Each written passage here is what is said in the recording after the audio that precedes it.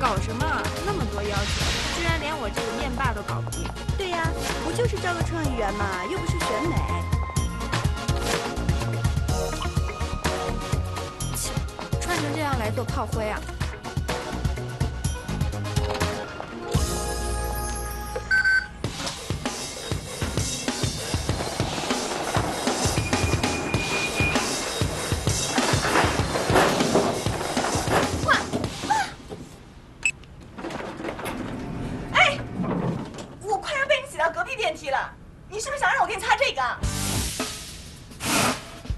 达成。16。对不起，我要去16层。你是来面试的吧？回家洗洗睡去，你没戏。哎，我说你一个推清洁车的男人，话怎么这么多？行不行试了才知道。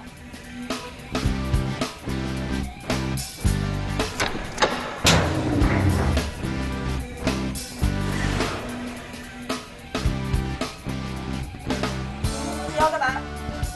由我来面试你就行了。麻烦您16层，谢谢。叫什么名字？我见过的美女可多了，让我听听你叫什么，我就知道你有戏没戏。干嘛？怕受打击不敢告诉我？吕笑笑，双口吕，微笑的笑。怎么那么土啊？吕笑笑，怎么想的？如果我的名字能让你笑，那也挺好的。笑笑，两张嘴巴在笑。我告诉你，今天来面试美女可多了，但每一个都长得比你漂亮，比你有气质、有素质。按照你的素质，最多也就凭你的视觉和细觉来判断我身上的细菌是不是严重超标。无知者无畏，算了。那就以你今天的打扮来看呢，1，没品味；2，你完全不懂公关；3，我有脑子。你以为他们没大脑？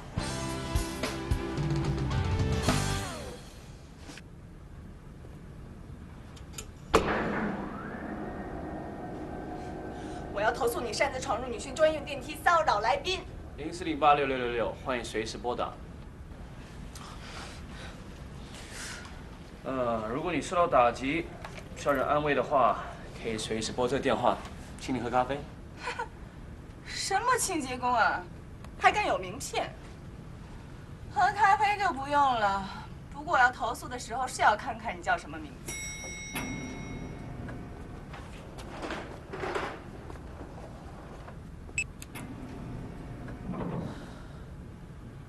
卓源，琅琊公关公司清洁工。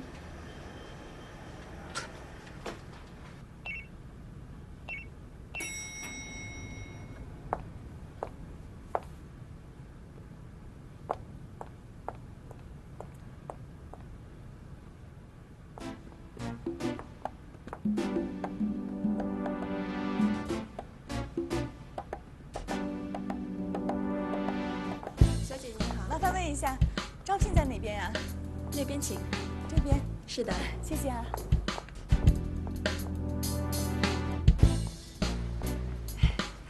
你们好，我是来面试的。对不起，面试已经结束了。那请问你们是？琅琊公关的人事部总监，创意部执行创意总监，这里最大的 boss。那你们就是主考官吧？这就好办了。主考在，考生也在，你们啊，只需多花那么10几20分钟时间，很可能就会为琅琊公关招上一名创意天才。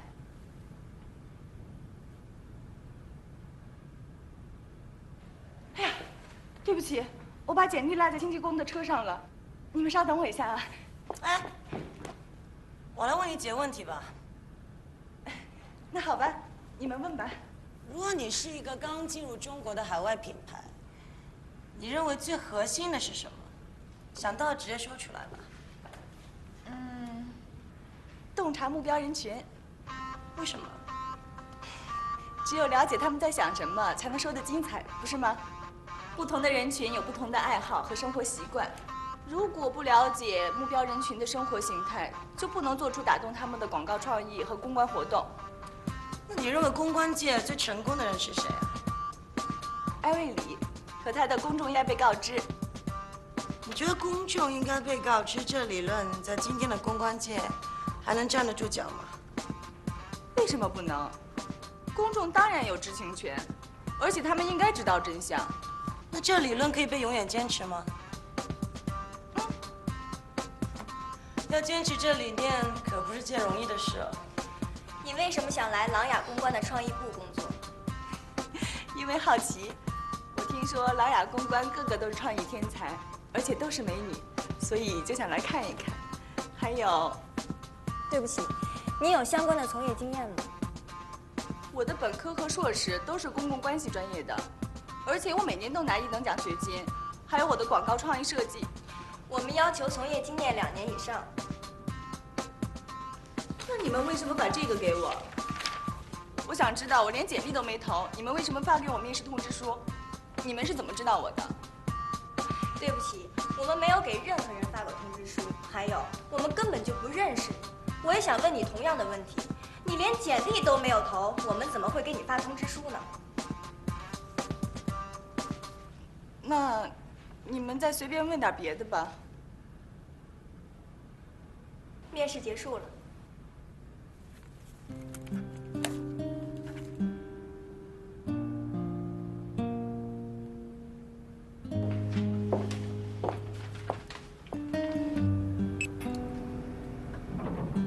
看样子我得回去跟大家一起疯狂海投了。我倒想知道那个看不见的手还有什么办法帮我弄进这里。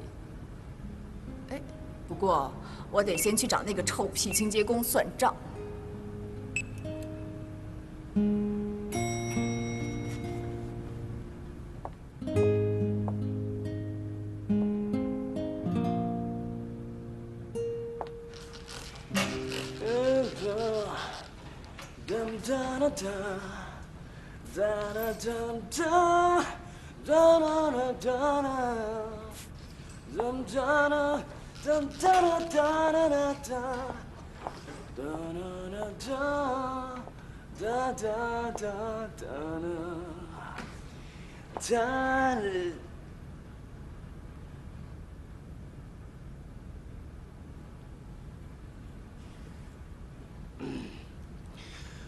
爱看就看吧，反正免费的。但如果要我请你喝咖啡，要等一下我在上班。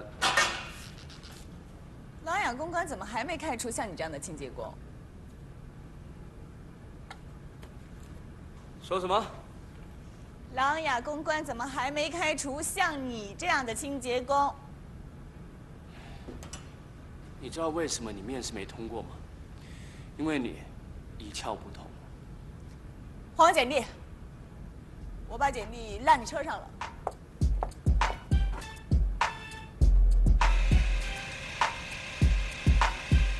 那简历呢？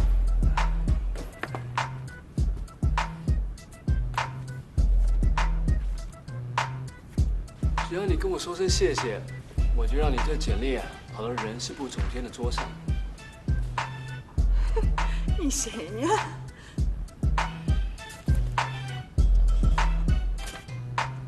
你听好了，这么大的一个琅琊公关，从上到下大大小小10几个级别，只要官大爱姐，就压死人，随时叫你滚蛋。但你官小一级呢，就要低头做人。所以，不该走的道就别走，不该进了房间就别进，不该知道的事情就别知道。但只有我，卓大爷是琅琊第一人，没有我到不了楼层，没有我进不了的房间，更加没有我不知道的秘密。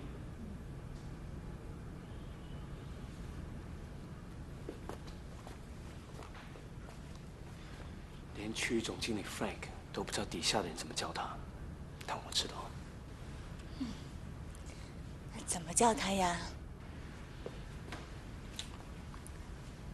空中小姐。因为只要一出事呢，他就会坐飞机闪人，飞到总部去找 CEO。怎么样？两个嘴巴笑。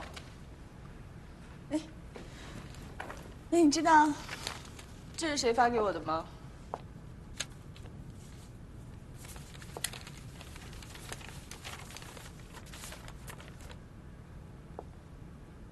上面不就写着人事部吗？可人事部的人说，他们没有发过通知书给任何人，只登过广告。好，我看。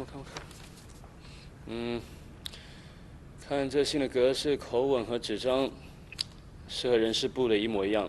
如果不是琅琊内部发给你的，那就上帝发给你的吧。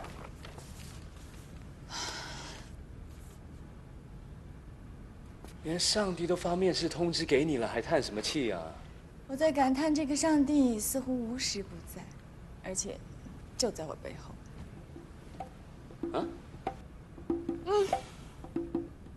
这也是我走进琅琊最重要的原因。总有一只看不见的手在我的背后，一路推着我，把我推进琅琊。哎，我给你打个赌，我猜我一定能进琅琊公关，不管面试怎么样，我都能进来。上帝之手吗？大概吧。不过我觉得是人手。哎，算了，不说了。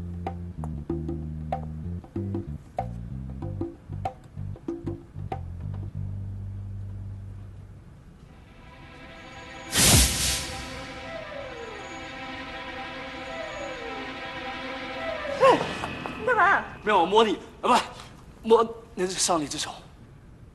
赌什么？啊？你不是说要和我卓大爷打赌吗？如果谁要输了，谁就在那个大堂里跳个舞。你蛮有意思的。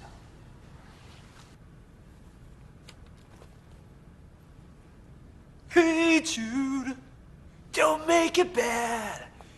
Because it's on, I'll make it better. Remember to. 好了，看够了吧？我要工作了。哎，帮个忙，我请你喝咖啡。带我去 Frank 的办公区好吗？哎，给点反应好不好？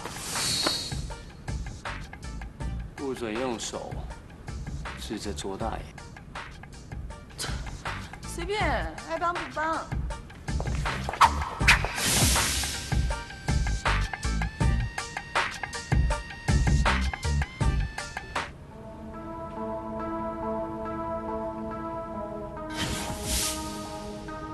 16楼发现可疑反应，把画面全部切回16楼。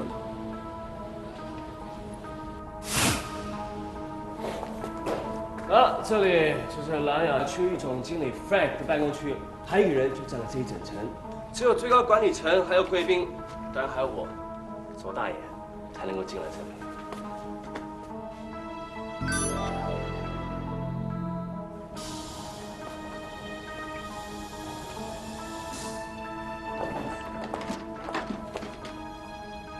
除非你告诉我为什么一定要带你来这里，否则你休想进去一步。好，因为呢，我看到了这个图案。我在上大学的时候学的是城市规划设计，突然有一份奖学金从天而降，落到了我的面前。但奖学金的捐助者从来都没有露过面。我也因为这份奖学金转系学了公共关系。好像所有的好条件都是为我专门设置的。从那以后的每一个关口，都有一只手在我的背后，为我画了一条路。这路的尽头就是琅琊公关。每个月的28号都会有一封信寄来，里面是给我做参考用的时下公关界最新的创意案例。我去参加创意大奖赛，也总能一路过关斩将，出奇的顺利，而且可以轻易得到我完全没有想过的荣誉。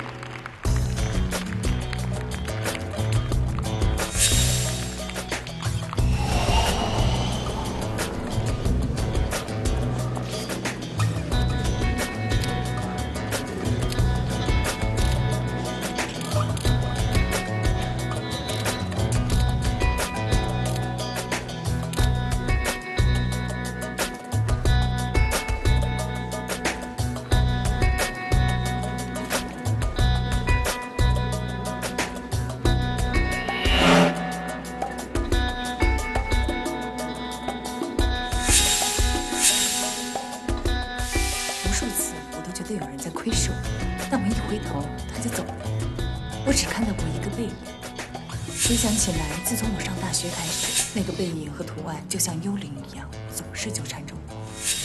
直到1个礼拜前，我在电视上看到一个专访节目，里面又出现了这个图案，我才知道这是琅琊公关区域总经理 Frank 办公区专有的。我在那个节目上还又看到了那个背影，我就是想知道到底是谁在背后安排了我的命运，为什么要这么做？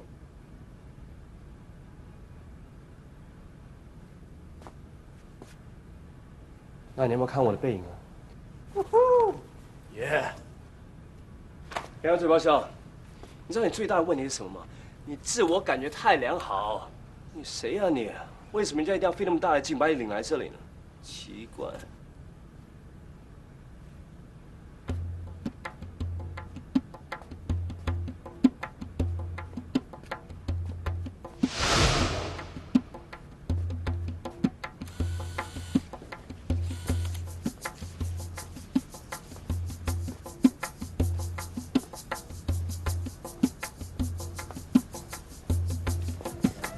张者，干什么呢？去，别让跑了！去！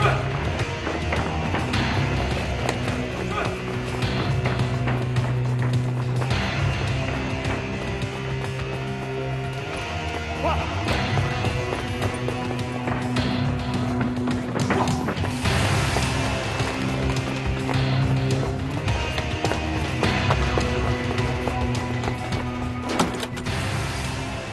快看，有人在18层。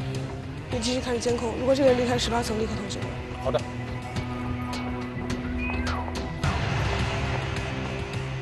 站住！快走！哎，轻点，轻点。跑你快啊！干什么呢？你们请我来9会营分辨的。那你跑创意部干什么去啊？这不就是我最喜欢的那个谁吗？你这样私自闯入公司，我可以举报你。小姐，您别投诉我。牛气的很。就是听说琅琊公司创意部美女如云，想过来开开眼界。把他带走问问。走。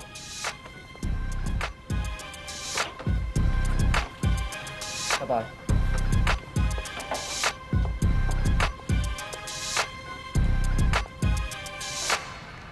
你是哪个部门的？胸牌呢？我是来应聘的。应聘？面试已经结束了，你不应该在这里。好不容易来了，就到处逛逛。是你带他来到处显摆的吧？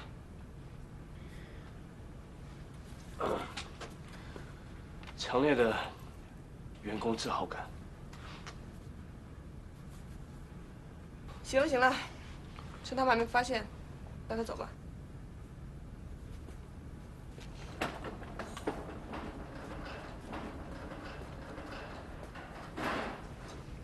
小姐，需要我帮你按电梯吗？给好奇心一个机会。那我给你一个忠告：人不应该在错的时间、错的地点做错的事情。好奇心没有错，但是浪费时间。人不犯错就不可爱了吗？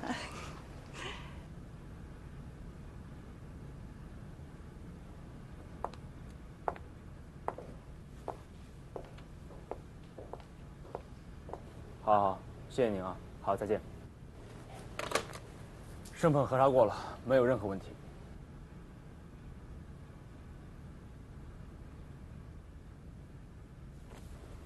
你先出去吧。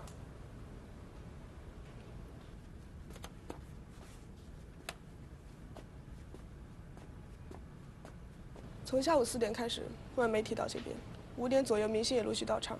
现在还有2个小时的时间，安保工作一定要做好。下午4点以后，任何没有请柬的人都不允许到10层以上。好的。喂，被破坏的现场清理干净了吗？立刻通知灯光、音响、舞美各个部门，把电源线路、设备、布景统统检查3遍，有任何纰漏，我找你们负责人试问。另外，通知音响师把今天发音的话筒通通改成耳麦式，换掉所有的麦克风。我20分钟以后上来检查细节。朱磊，Sharon，我每次看到你这样能干，就觉得没有你解决不了的事情。我每次看到你这样对我微笑，我才觉得没有我解决不了的事情。所以我相信这次你也能一如既往的攻破所有的难题的。怎么，想看我跳舞啊？还没分出胜负呢。撞了墙不死心啊！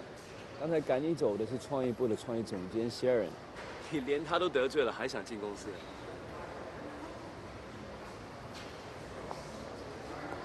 不会吧？就在这儿跳？跳就跳。要拉我干嘛？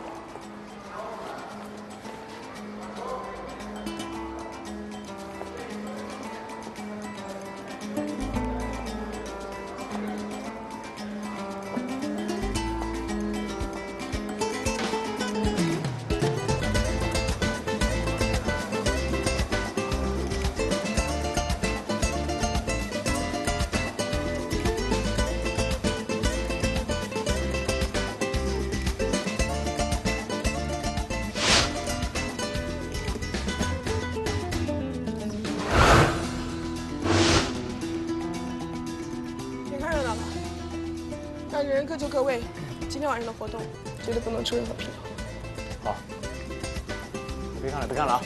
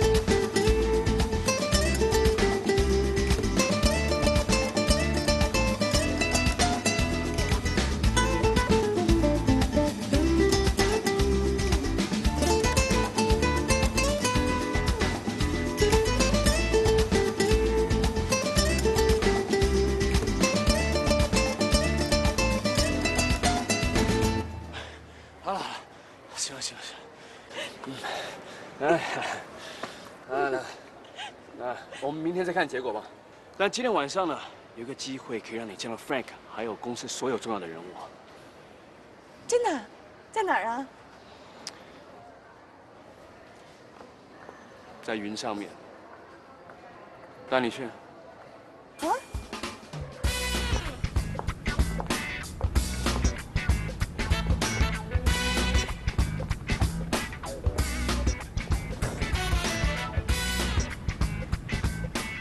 我们要爬上去？错，但是你不是我。电梯里有监控，所以你跟着搭电梯。我们在顶层楼梯口见吧。加油！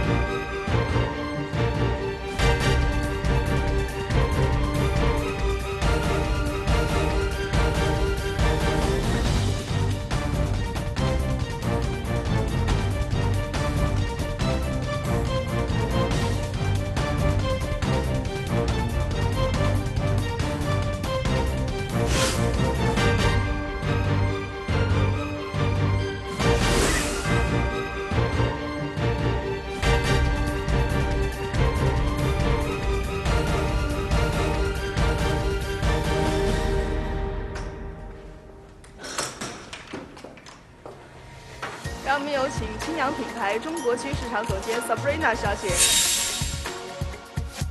和琅琊公关中国区总裁欧总上台，有请。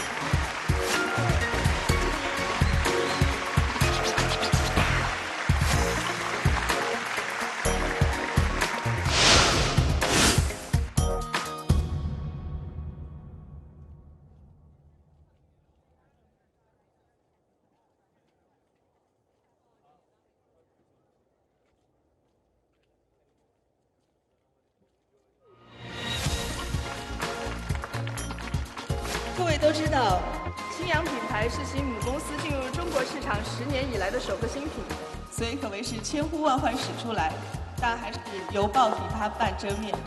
就像是青阳品牌代表着美丽和智慧的 Sabrina 小姐一样。那下面让我们以热烈的掌声再次有请 Sabrina 小姐和欧总上台。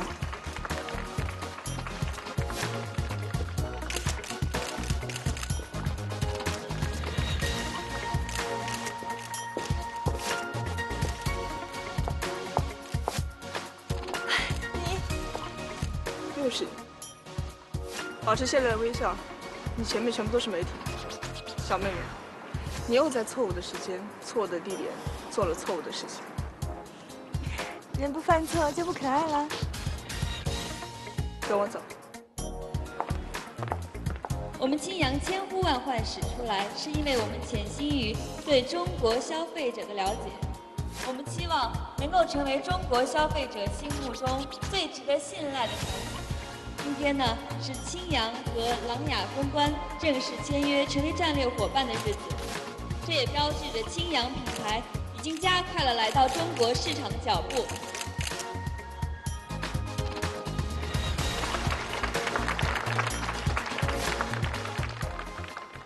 马上离开，除非你有请柬。谢任总监，对不起啊。你来这里干嘛？赶紧走！我也不知道其他人跑哪去了，怎么就我一个？我们都说好，要把给来宾准备的这些礼品和资料放到前老台的。那我再去找找他们啊，不好意思啊。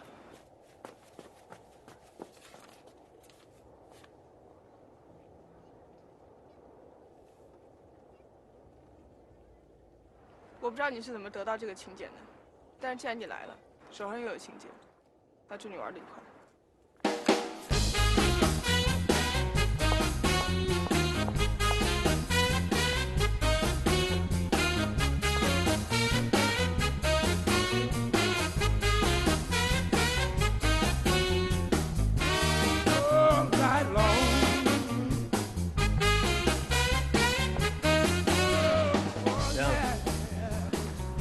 错了吧？这不是你这种人玩的游戏。回去洗把脸，明天睡个觉起来，把这一切都忘了，然后到别的地方2个嘴巴笑去吧。天赋，我吕笑笑天生丽质，才貌双全。新晋工作导演，你就等着看我的连环好戏开场吧。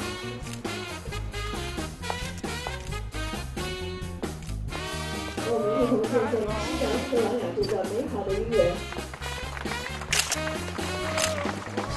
那个自以为是的创意天才，怎么还在这里？不太清楚，可能有邀请函吧。下面我们有请2位老总和我们共同见证青阳和琅琊的这段美好姻缘，有请。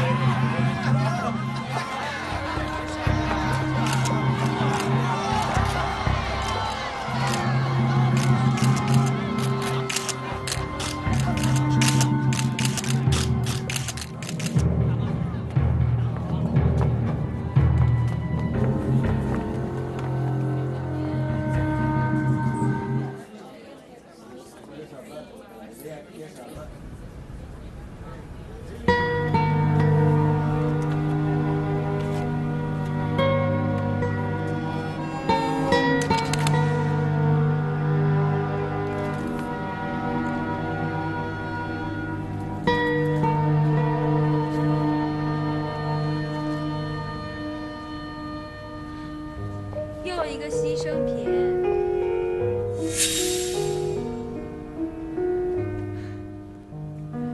总是要有人来承担责任的嘛。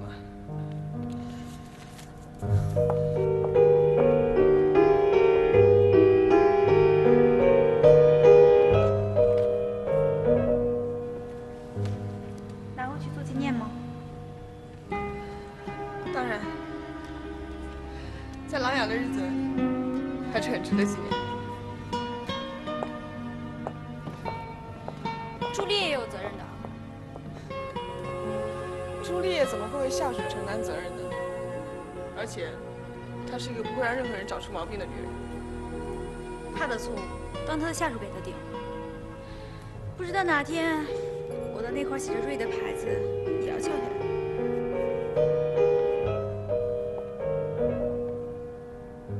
朱丽叶，请你给我解释一下，这到底怎么回事？我清楚地告诉你，这张照片现在正以病毒一样的速度在网络传播。2分钟以前，全球总裁给我打过电话，他说公司自1946年创立以来，从来没有发生过这种事情。他让我在2个小时之内，把这个事情的调查结果写成一个报告，当面跟他谈。我已经订好机票了，2个小时后飞北京述职。我建议你现在就可以打你的辞职信了。Frank， 你放心，我从坐上执行创意总监第1天就已经打好了辞职信，就放在我的抽屉里面。到现在已经整整3年了，要拿你随时都可以去拿。但我想在你去北京之前，想解决一下我们在这个紧要关头要处理的事情。我们现在同时面临了2个危机，第一是我们要替品牌负责，尽快替他们挽回形象；第二是我们自己琅琊的危机，我们在自己公司举办的活动上出现那么大的差错，使琅琊的形象也受了打击。换句话说，这次我们要替自己公关了。你说的我也知道，关键是解决办法。我已经通知了所有的总监，他们也在赶来的路上。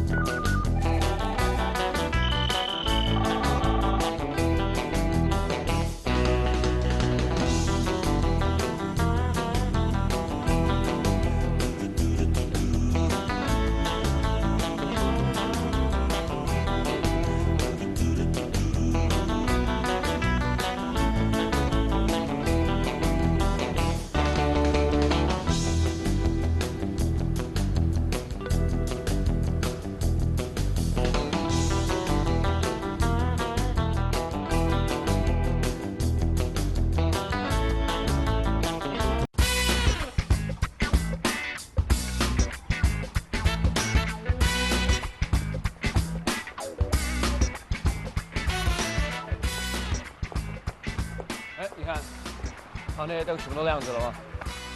加班啊？错，听听我卓大爷的观点吧。一个清洁工的观点。对，一个清洁工的观点。而深夜呢，如果你看到16层创意部所有的灯都亮着，就说明有大生意了，肯定很多人要笑，要发大红包了。如果你看到17层客户部的灯全部都亮着呢，就说明公司遇到一点小麻烦，肯定会听到很多人抱怨要扣钱了。但如果18层 Frank 的工作区的灯全部都亮着呢，那要说明出大事了，肯定很多人要拍屁股滚蛋了。只说明一件事情，所有人都要完蛋了。你也要完蛋了？担心我之前，先担心你自己吧，认输呗。公司还没完蛋呢。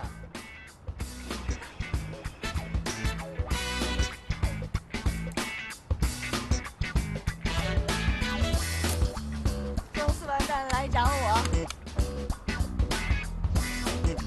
你要输了呢？来9层工作间找我。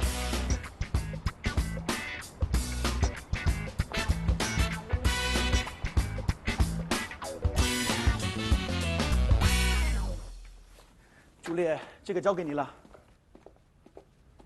Sharon， 你要负全责。我知道，我找 Juliet。Juliet。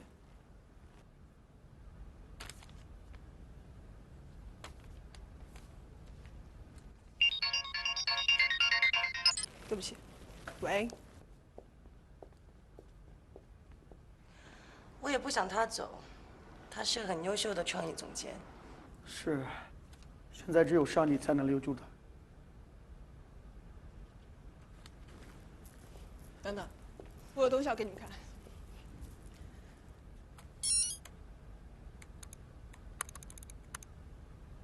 我们要靠这个女孩救命了。对于今天发生的事情，我们一定要是说成我们刻意安排的，因为我在网上看过了，现在品牌的关注度大幅度上升，有很多知名论坛专门为它开设了讨论帖。对于一个新的品牌来说，绝对是公关界的奇迹。所以我们要做的是把舆论导向有利于我们的方向，就万事大吉了。为什么要靠这个女孩才能够引导舆论呢？那你们想要看看我们被记者拍下的狼狈表情吗？不了，谢谢。这就是我们要靠她救命的原因了。在所有人都惊慌失措的时候，只有她一个人对着镜头微笑。你不会是想要她？没错，取你而代之。Sharon，高层的调动还轮不到你啊。朱烈，听他把话说完。其实让这个女孩做执行创意总监，只是暂时之计。说穿了，她就是我们用来堵住媒体的枪口，让他们打出的是礼花，而不是子弹。我们要让所有人都相信，今天晚上发生的所有一切，都是我们最新的公关策略，而不是意外。那个女孩之所以笑得那么开心，是因为这一切都是她策划的。所以我们第一步需要找到那个女孩。我相信我们会开出她满意的条件。第二步，联系所有媒体，一早召开发布会。与此同时，通知电视台直播发布会，并安排晚上一期的专访。参加的人有青阳的姚总、Frank， 还有新一任的执行创意总监。另外就是要找到那个电工，告诉他保持沉默。这个我已经让助理去做了，所以应该没有问题。那怎样才能找到那个女孩呢？在我的印象里，她今天有来参加过应聘，所以人事部应该有她的资料。这应聘是我主持的，但是很遗憾，她没有留下任何个人资料，她也不是我们预先登记的应聘人员。我不会为了保住我的位子而故意撒这个谎。如果能够帮助公司解脱困境，我没有任何意见。我知道了。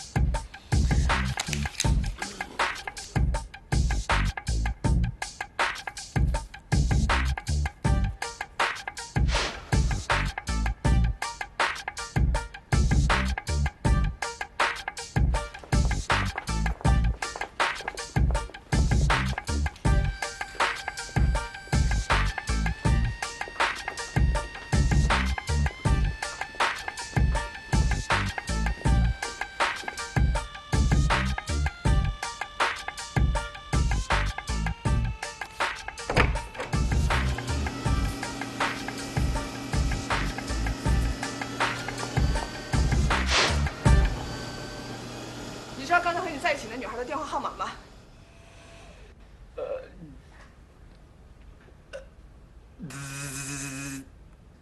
什么意思啊？被他吃掉了。 My God！ 吃掉了。哎，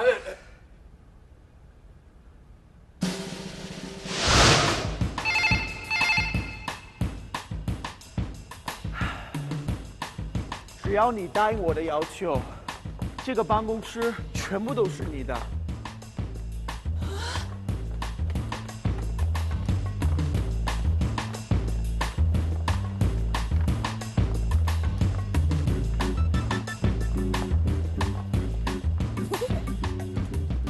从现在起，你就是狼牙公关的执行创意总监。除了这个，还有其他的很多福利。你现在是 VIP。说具体点，我爱听。比如呢？说酒店、公寓，上百万的年薪，你基本不用有个人消费，公司都会替你负担。还有其他福利，远远不止这些。等一下我会把合同拿给你，上面写得很清楚。真的，连我都羡慕。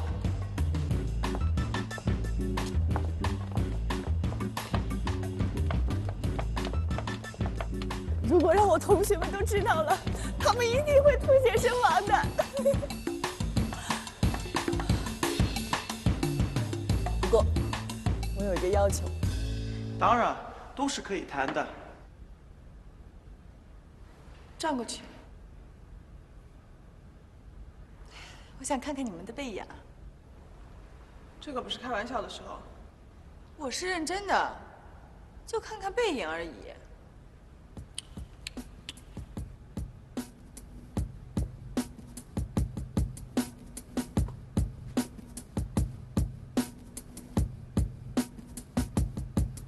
不是他，也不是他，都不是那个背影。不是。好了，转过来吧。你们相信有上帝吗？相信他把你送过来了。但是，我不同意你们的要求。你知道执行创意总监是什么职位吗？创意部是琅琊公关的灵魂，也是最核心的部门。执行创意总监就是这灵魂的灵魂。你掌管着所有像我这样的创意总监，和你平行的还有6个部门总监，而你是最重要的。做我们创意公关这一行，干一辈子，也未必能到达这个位置。你们等等啊。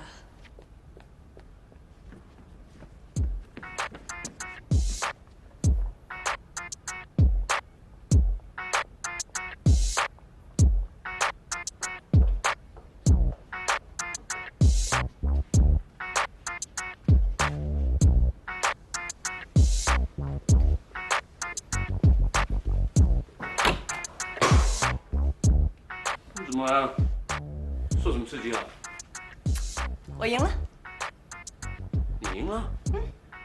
那只手真的做到了，把我推进了琅琊公关。他们让我做执行创意总监 ，Frank、朱莉、Sherry。大堂特来了吧？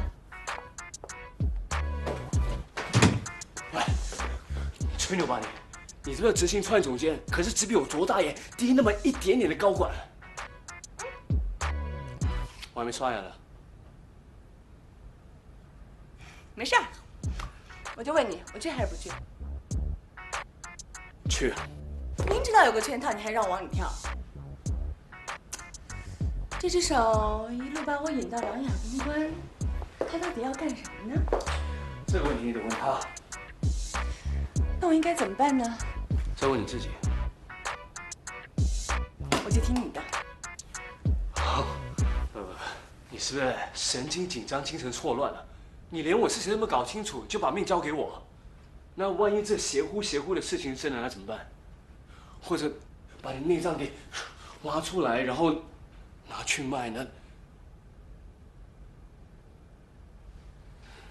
对不起，对不起啊，我想太多了，你根本不值得他们这样去做。我相信你。那万一我错了呢？人不犯错就不可爱啦。说得好。对，如果你走了，就永远不会知道上帝之手是谁，也永远没有办法进去 Frank 的工作去了。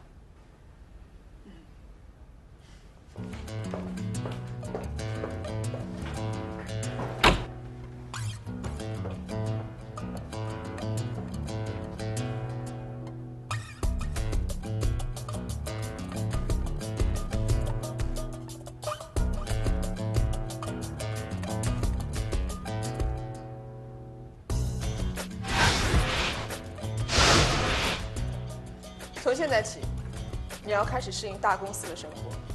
你的英文名叫 Cherry。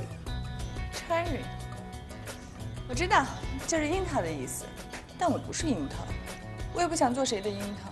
我来你们这儿是因为你们需要我。我没有英文名字，我叫李夏夏。好，进来吧。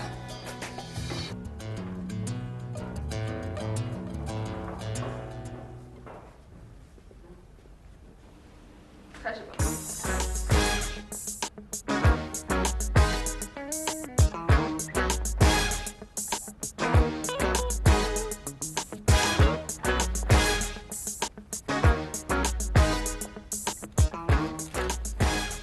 明天上午8点之前必须把鞋送过来。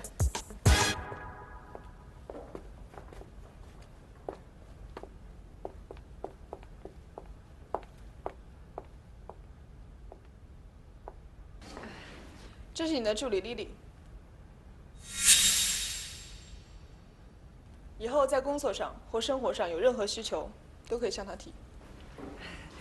谢谢，我不需要。不是为了你，是为了工作。你现在要操心的只有一件事，就是把这些资料在今天晚上之前全部背下来。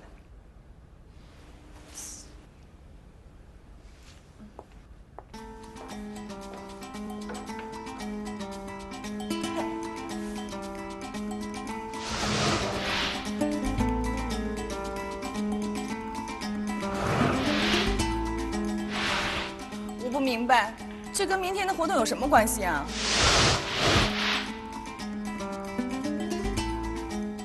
我和你一样，现在都很累，很困，所以请不要问任何问题了，因为时间不够。老师，可以开始。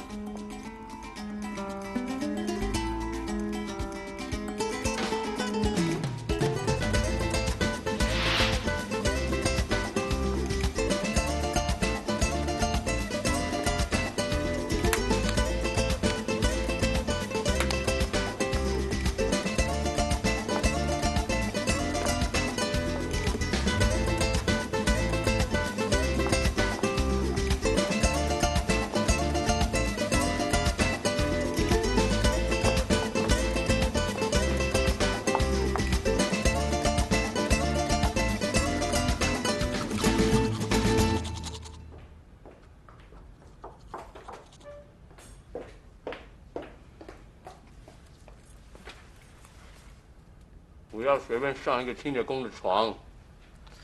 我就在你这儿歇会儿，这样我就跟你更熟。哎，你这个人真有点二。你现在创意总监，就比我小这么一点点，你老是来工作间，真的是有失身份。所以说呢，我觉得你应该要周少，哎，周少，醒醒啊，起来，起来，起来了。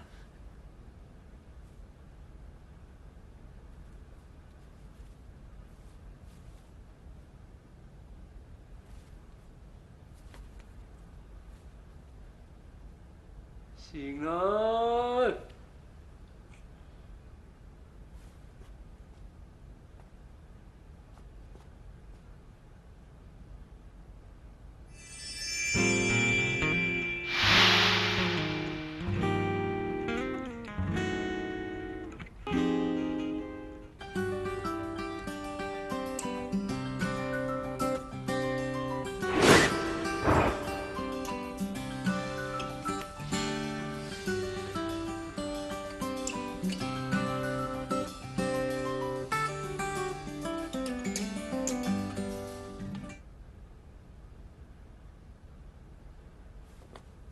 潇潇，起来了。起来没？要不要醒？几点了？6点了。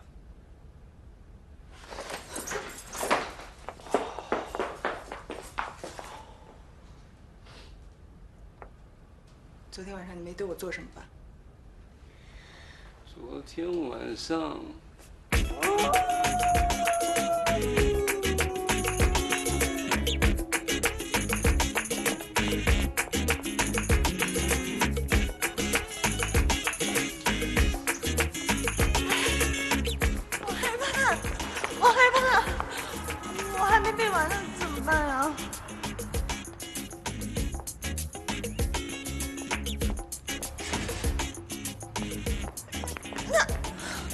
我教你一个秘籍，那些记者都是老江湖了，所以你要记住，无论他们问出多刁钻的问题，你都只有4个字：公关策略。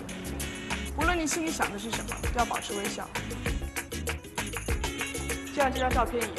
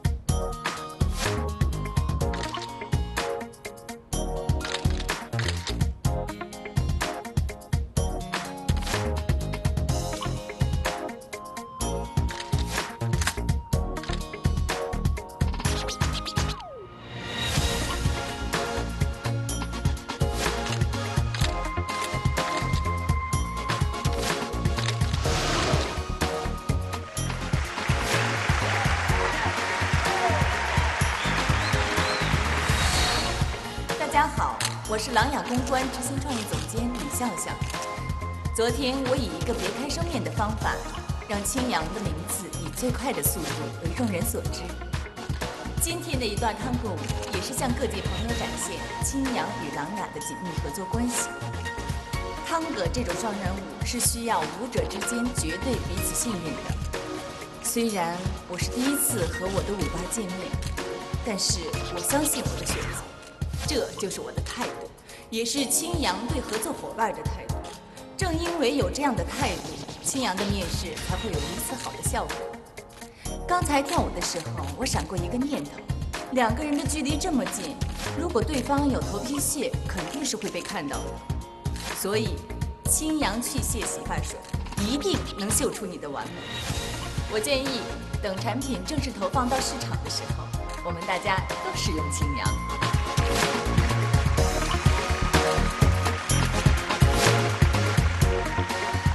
李总监，请问您把涂鸦这种方式放到贵公司的产品品牌上合适吗？这属于我们的公关策略，突破创新，为客户寻找最时尚的表现元素，是我们应该也是必须做的，因为我们的客户给了我们很大的支持。可是据传闻，之前你们并没有安排这一环节。制造意外是我们最重要的公关策略。 为什么在拍到的照片中，连琅琊公司自己的人都大惊失色？严守秘密是公关策略的中心。李总监，你为什么句句话都是公关策略？因为你们问的每一个问题，恰好都属于我们的宣传策略呀。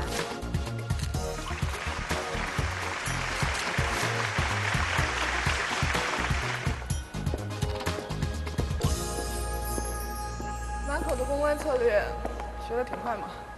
这还不是你教的？我真觉得你这个跳探戈舞的创意特别好，特别前卫，台下的反应很强烈呢。其实都是拜你所赐，我的灵感来源于你和卓源在大堂跳舞。我和卓源跳舞？对，就是你第一次来琅琊那天，我在监控室里看见的。竟然都被你看到了，我觉得那天发生了特别多奇妙的事儿。 像做梦一样，你说呢？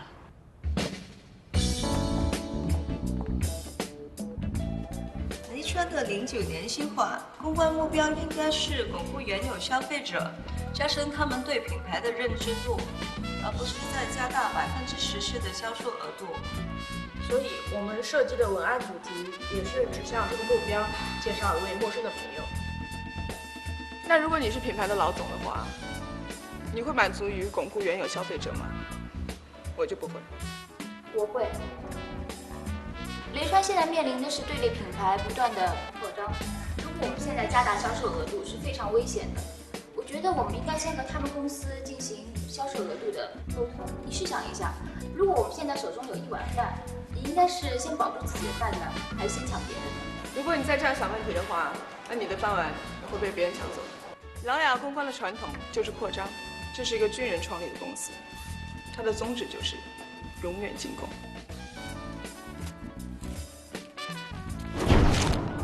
什么时候新方案？明天下午。明天上午。好。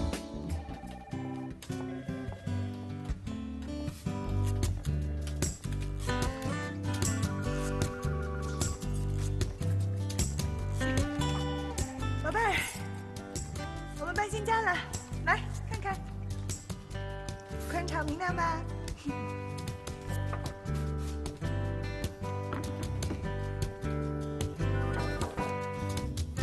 Cherry，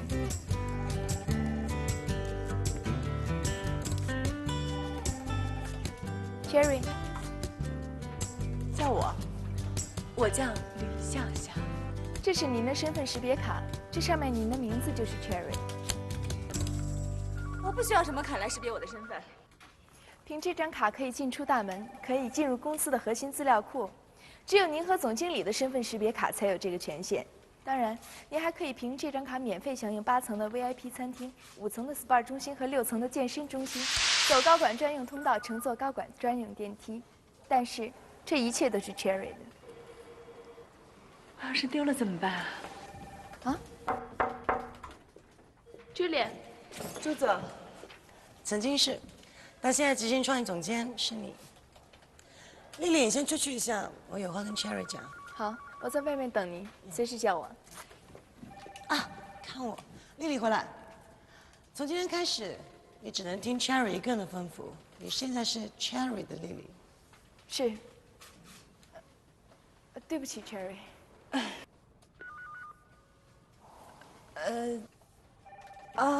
出去吧。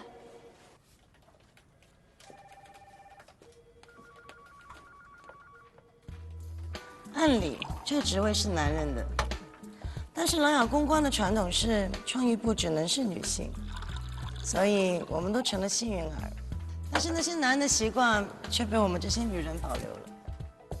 比如办公室里面有酒柜，还有古巴雪茄，即使你不抽，丽丽每个月还是会帮你换个新的。这些都是谁定的呀？公司的始创人。 琅琊公关是在1946年纽约成立的，2年之后上市。公司的始创人是2位从欧洲战场上回来的军官，老前辈留下的传统可多了，慢慢你就会知道，不管合理不合理，传统就是传统，所以喝酒是必须的。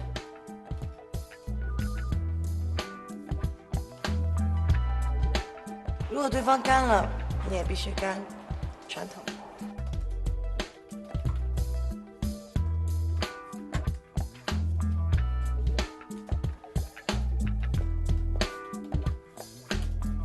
布置成这样啊！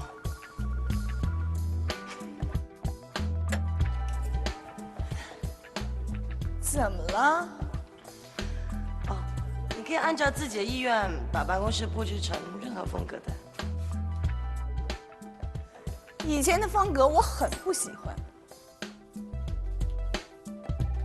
那你喜欢那种风格吗？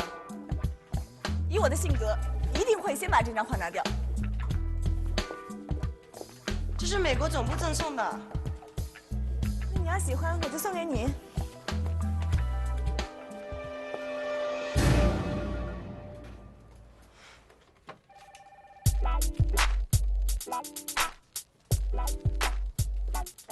你要这样开它。这是我的密码，以后的你可以自己设。 这些是我今天想移交给你的文件，琅琊公关创意部最核心的资料都在这里。有些客户已经和我们合作了几10年，为了维护这种长期战略合作关系，我们也和竞争对手战斗了几10年。这是美国的滴滴品牌，这是法国的 MC 品牌，每个品牌都有自己的公关策略，也有自己的风格，不会随便改变，这也是他们的传统。 虽然每个客户都有专门负责品牌总监为他们服务，但是作为执行创意总监，你必须对自己每一个案子都一清二楚。老实说啊，管理这些创意总监比做公关创意更难，因为他们每一个人都想爬到你的头上，你只要说错一句话，他们就会把你给吃了。这些美女可不好对付啊！下午还有个见面会，小心。我要移交的可都移交完了，所有的苦难可都落到你头上了。那你去哪儿啊？明天去夏威夷度假。这是我种的，拿走总可以了吧？再见了，拜拜，小心下午的见面会哦。还有 Sherry 的名字是我挑的，不错吧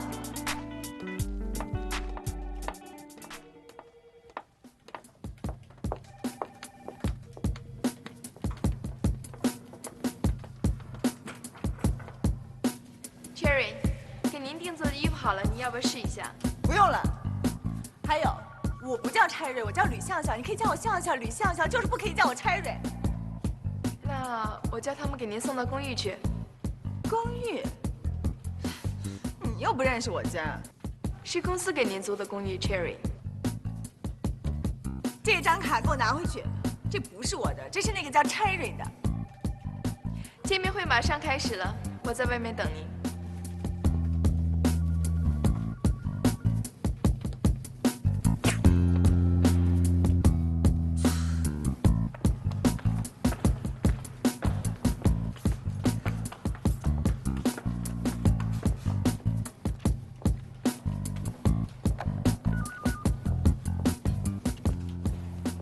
Cherry， 我们可以去开会了。好吧。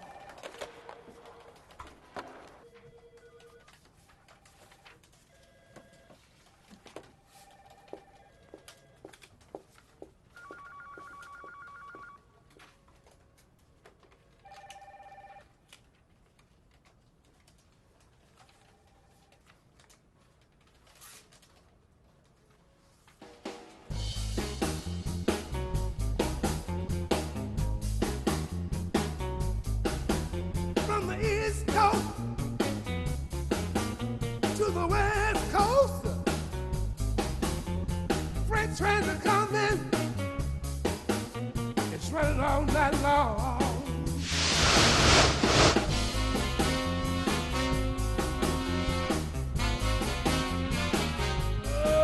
Oh, yeah.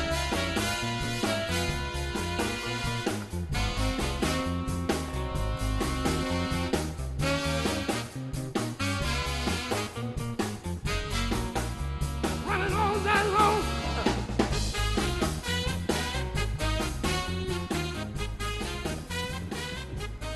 这就是我们创意部的会议室。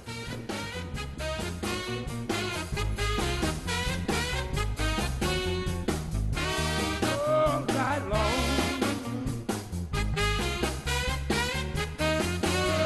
Oh, yeah. Oh, yeah.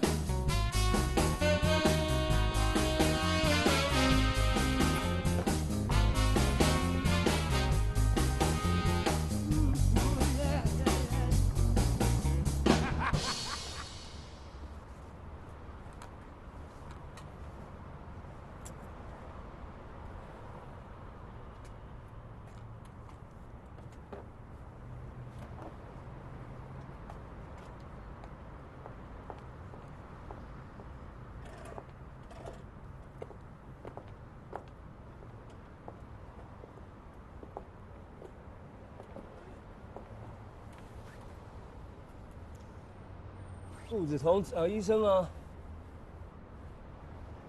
我就想在你这儿待会儿。你？谁啊？我吗？干嘛呢？找我？这儿除了你，我没人可以说话。开什么玩笑？因为每一个下属都可以陪你说上一整天的话，你不叫他们走，谁敢走啊？你是总监，总是在监督着。我害怕，我根本就干不了，我连个名字都搞不定。他们给我起名叫拆蕊，我不喜欢，可没用，没人管我，没人理我。你干嘛老爱抓着我手指头呢？啊，我又不是钱。谁抓你手指了？我怎么老抓你手指了？我什么时候老抓你手指了？我抓你手指头怎么了？你昨天抓我手指抓了一整个晚上，搞得我今天手还在抽筋呢。什么？是，昨天你就冲进来，在我床上一倒头就睡了。我好心喊你，结果你就抓住我2个手指头都不肯放。不说。啊，算了。害怕什么呢？嗯，不就个英文名字吗？连我卓大爷也有啊。独一无二。我用了卓渊里面的渊，大家呢要么就叫我渊，要么就叫我卓大爷。谁起的？自己起的吧？正是，yuan，人民币的英文名字。我最喜欢的东西，叫我就跟叫钱一样。啊，你来这儿找我就代表你认输了是吧？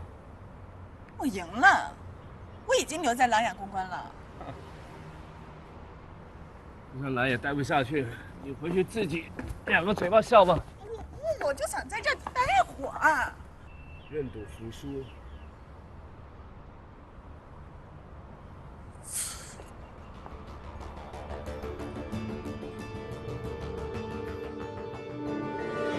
茱莉亚可从来没有让我们等过这么久。再过5分钟，人不来我就走。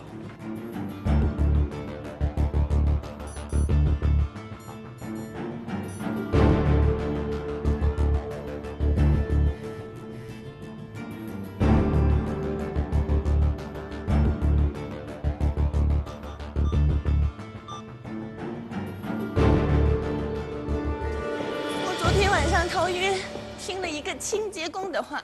我又没逼你。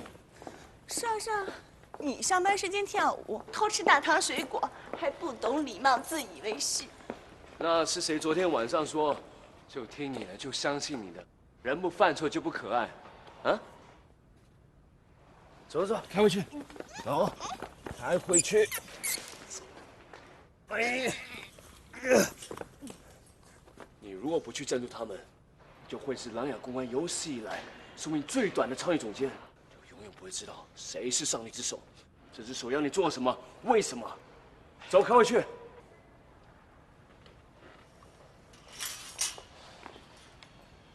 哦，你就回家，把你的头塞在胳肢窝下面，像鸡打盹一样。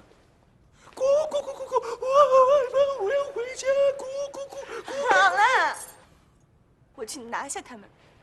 我也是美女。这就对了，你是硕士、高材生、公共关系毕业，还拿了一堆奖，所以你胸部小了一点，但你自我感觉良好，拿下他们。我天生丽质，才貌双全。Go。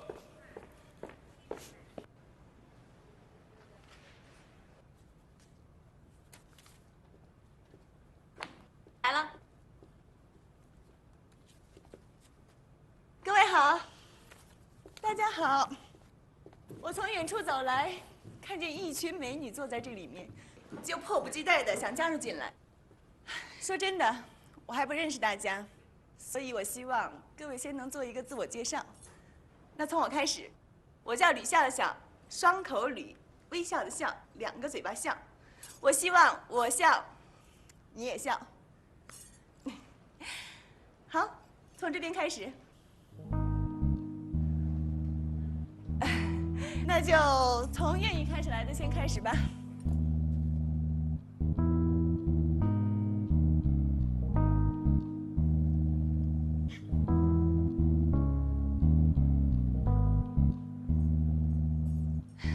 我觉得我很像我的小学班主任，他第一天来也是第一次上班，没有一个孩子愿意跟他说话。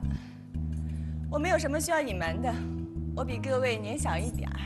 在座的每一位都比我资历深。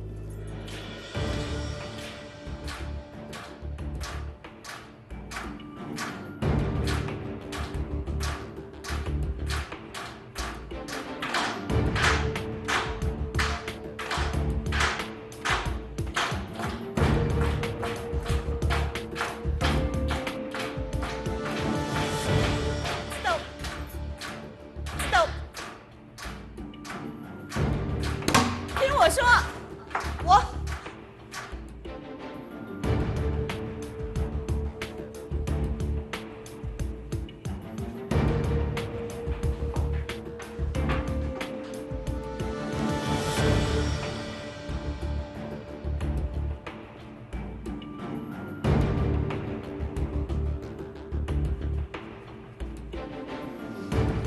Cherry，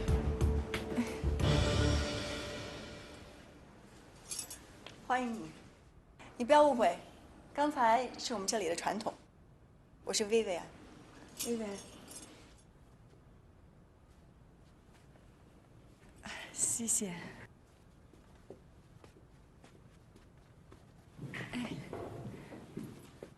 欢迎你，谢谢。谢谢。谢谢。 我是流程部总监瑞，欢迎你。瑞，谢谢你。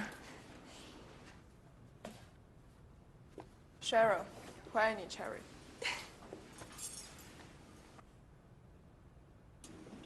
礼物，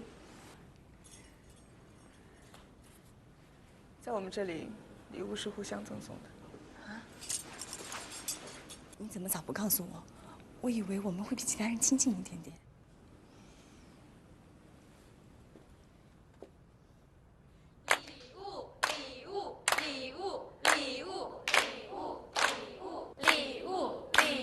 对不起大家，我没有为你们准备礼物，因为我是新丁嘛。Cherry， 这是你订的礼物。啊？哎，请大家过来拿一下礼物吧。哎，有礼物哎，我们去看。是我订的货。是的。谢谢。 谢谢。你的，谢谢。真好，谢谢。谢谢。谢谢。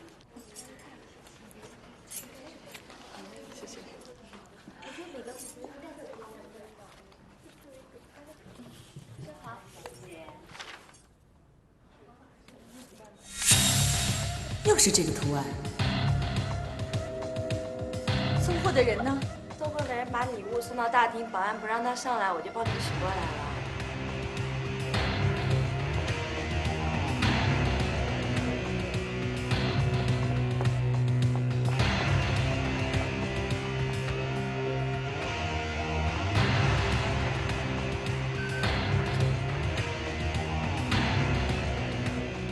请问一下，送这个快递的人呢？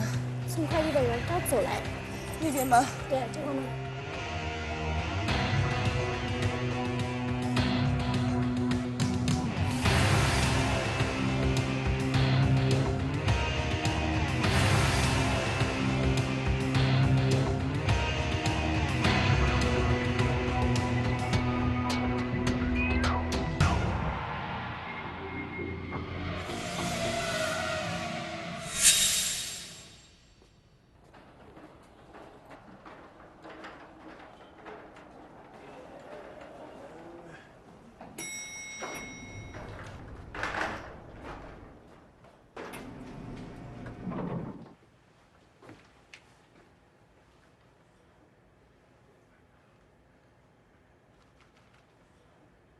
喂，